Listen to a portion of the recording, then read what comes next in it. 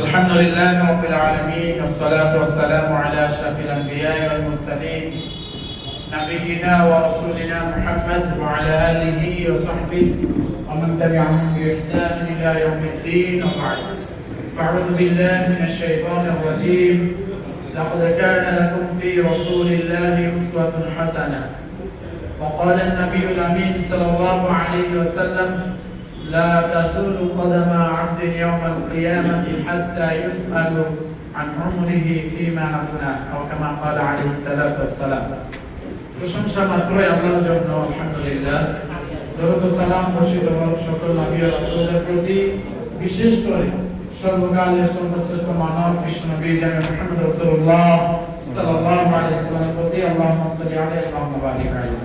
আমরা আজকে যে প্রোগ্রামটিতে উপস্থিত হয়েছি খুবই গুরুত্বপূর্ণ একটি প্রোগ্রাম।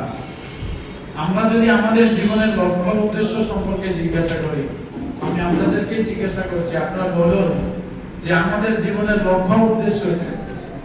বলেন তো, যে কোনো এক ভাই বলে যে তার জীবনের লক্ষ্য উদ্দেশ্য কি? বলেন, কে বলতে পারবেন? বলেন জীবনের লক্ষ্য। মাশাআল্লাহ, আমাদের এক ভাই বলছেন যে মহান আল্লাহর ইবাদত করা, তাওহীদ কায়েম করা, এটা তার জীবনের লক্ষ্য উদ্দেশ্য। তো আমরা মুসলিম, মাশাআল্লাহ, আল্লাহ সুবহানাহু ওয়া তাআলা বলেন যে ওয়ালাকাদ বা'আথনা ফি কুল্লি উম্মাতিন রাসূলান আন ইয়া'বুদুল্লাহা ওয়া ইয়াজতানিবুত তাগুত। আল্লাহ সুবহানাহু ওয়া তাআলা যুগে যুগে অসংখ্য নবী ও রাসূল প্রেরণ করেছেন, প্রত্যেকেরই দাওয়াত ছিল তাওহীদের, অর্থাৎ এক আল্লাহর ইবাদত করা।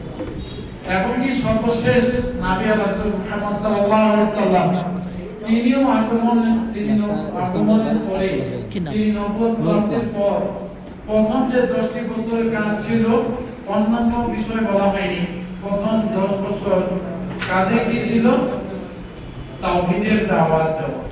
অথচ আমরা যুবক, আমরা তাওহীদ সম্পর্কে জ্ঞান রাখি না। আমরা মানুষ হিসেবে যদি আমাদের যুবক ভাইদেরকে জিজ্ঞাসা করি কোন বিশেষ খেলোয়াড়ের নাম, মাশাআল্লাহ, কোন দলে কোন টিমে কতজন খেলে, পাকিস্তান দলে কারা আছে, বাংলাদেশ টিমে কারা আছে, ইন্ডিয়ায় কারা আছে, আফগানিস্তানে কারা আছে, ইত্যাদি, আরব লিগে কারা খেলছে, আইপিএল এ কারা খেলছে, বিপিএল এ কারা খেলছে, মাশাআল্লাহ, আমাদের মুসলিম ঘরের সন্তানেরা এগুলো মুখস্থ।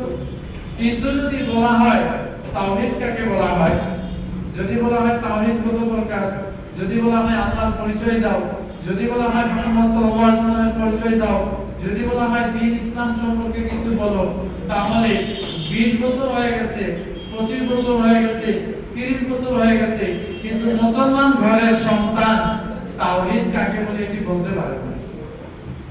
তারপরও আমার মনে হয় কম বলা হলো অনেক মুরব্বী যাদের বয়স 50-60 বছর অথবা মৃত্যুর দ্বারপ্রান্তে, কিন্তু তার কাছে তাওহীদের বক্তব্য দিলে, তাওহীদের কথা বললে তার কাছে নতুন মনে হয়। তার কারণ হচ্ছে আমাদের যুবক ভাইদের আইডল হচ্ছে সালমান খান, সাকিব খান, আরো কত খান আছে, আমি এত কিছু জানি না। হ্যাঁ, তারপরে দেখেন খেলোয়াড়রা হচ্ছে তাদের আইডল। তাহলে কিভাবে হবে? আজকের সুবহান আমাদের এই কমিটি, আমাদের এই অগ্রযাত্রা, আমাদের লক্ষ্য উদ্দেশ্য কি? সুবহানের লক্ষ্য উদ্দেশ্য হচ্ছে কালিমাতুত তাইয়্যিবা লা ইলাহা ইল্লাল্লাহ মুহাম্মাদুর রাসূলুল্লাহকে উপলব্ধি করত জীবনের প্রতিটি স্তরে কোরআন ও সহিহ হাদিসের আলোকে, কোরআন ও সহিহ হাদিস জীবনের সকল স্তরে বাস্তবায়ন করা। অর্থাৎ আমাদের প্রত্যেকেরই লক্ষ্য উদ্দেশ্য এটাই হওয়া উচিত যে লা ইলাহা ইল্লাল্লাহ মুহাম্মাদুর রাসূলুল্লাহকে উপলব্ধি করত জীবনের সর্বস্তরে কোরআন ও সুন্নাহর বাস্তবায়ন। কিন্তু আজকে যুবকদের দিকে যদি আমরা লক্ষ্য করি, তাহলে দেখতে পাই আমাদের যুবক ভাইরা আমাদের সমাজে চুরি, রাজধানী, ডাকাতি, বাটপারি, মিথ্যা, অশ্লীলতা, জেনা, ব্যভিচার, নেশা ইত্যাদিতে আসক্ত। আসলে লম্বা বক্তব্য দেওয়ার সুযোগ নেই। আমি শুধু এই আহ্বানটি আপনাদের জানাবো, আজকে যে আমাদের সুবহানের সঙ্গে সম্পৃক্ততা, এটি কোনো ব্যক্তিকেন্দ্রিক নয়, এটি কাউকে খুশি করার উদ্দেশ্য নয়, এটির উদ্দেশ্য হচ্ছে আমাদের নিজেদেরকে জাহান্নাম থেকে রক্ষা করে জান্নাতে যাওয়া। বলেন সুবহানাল্লাহ। আমাদের সফলতা তখনই আসবে ফামান যুহজিহা আনিন নারি ওয়া উদখিলাল জান্নাহ ফাকাদ ফাজ। আমরাও এই টার্গেটেই থাকবো, সুব্বানের সঙ্গে সম্পৃক্ত থাকি। সুব্বান মানে কি? যুবক।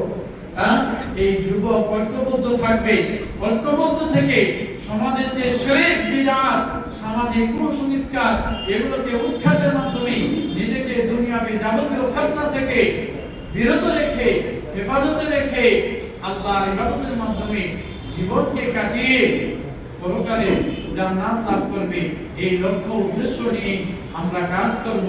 কিন্তু আমাদের সমাজে যাবতীয় যে আমাদের সামাজিক ভাইরাস, কুসংস্কার, এর বিরুদ্ধে কাজ করবে কারা?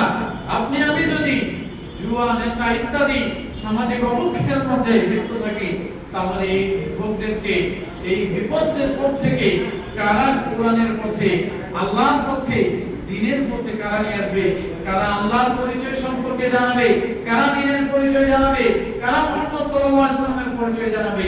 খুব আফসোস করতে হয়, আপনি যুবক, শুধু যুবক নয়, আপনি মুসলিম যুবক, আপনার বয়স 18 বছর, 16 বছর, 20 বছর, 25 বছর, আপনি আজও আল্লাহর পরিচয় জানেন না। আমি আজকে বিস্তারিত বলছি না, আমি শুধু আহ্বান জানাচ্ছি যুবক ভাইদের, এই সুব্বান ভাইদের, যে আমাদের শপথ হবে, আমাদের উদ্দেশ্য হবে, আমাদের অঙ্গীকার হবে যে আল্লাহর ইবাদত আমরা করি। আপনি বলেছেন যে আল্লাহর ইবাদত করব, শুধু ইবাদত করলেই নয়, সেই আল্লাহ সম্পর্কে আমরা জানবো, সেই দ্বীন সম্পর্কে জানবো, নবী মুহাম্মদ সাল্লাল্লাহু আলাইহি ওয়াসাল্লামকে সম্পর্কে যথাযথভাবে জ্ঞান অর্জন করে সমাজে সেই সঠিক দাওয়াত ছড়িয়ে দেওয়ার মাধ্যমে আমাদের সমাজকে একটি জান্নাতি সমাজে পরিণত করব। আল্লাহ সুবহানাহু ওয়া তাআলা কবুল করুন, আল্লাহুম্মা আমিন। আমরা আমাদের যুবক ভাইদের দরকার আহ্বান জানাচ্ছি। আমি যে আয়াতটি তেলাওয়াত করেছিলাম, লাকাদ কানা লাকুম ফি রাসূলিল্লাহি উসওয়াতুন হাসানাহ, সেই আয়াতের আলোকে বলছি, আমাদের আদর্শ কোন নায়ক নায়িকা নয়, আমাদের আদর্শ কোন খেলোয়াড় নয়, আমাদের আদর্শ হচ্ছে বিশ্বনবী জনাব মুহাম্মদ রাসূলুল্লাহ সাল্লাল্লাহু আলাইহি ওয়াসাল্লাম। আমরা যেন সেই নবীর আদর্শকে নিজেদের জীবনে ধারণ করি, অতঃপর অন্যকে সে পথে দাওয়াত দেই, তার আলোকে আমাদের সমাজকে পরিবর্তনের চেষ্টা করি। তাহলে আজকের এই প্রোগ্রাম, আমাদের এই পরিশ্রম সার্থক হবে বলে আশা করছি। আল্লাহ সুবহানাহু ওয়া তাআলা আমাদের যাবতীয় ভালো কাজগুলোকে কবুল করুন, আল্লাহুম্মা আমিন।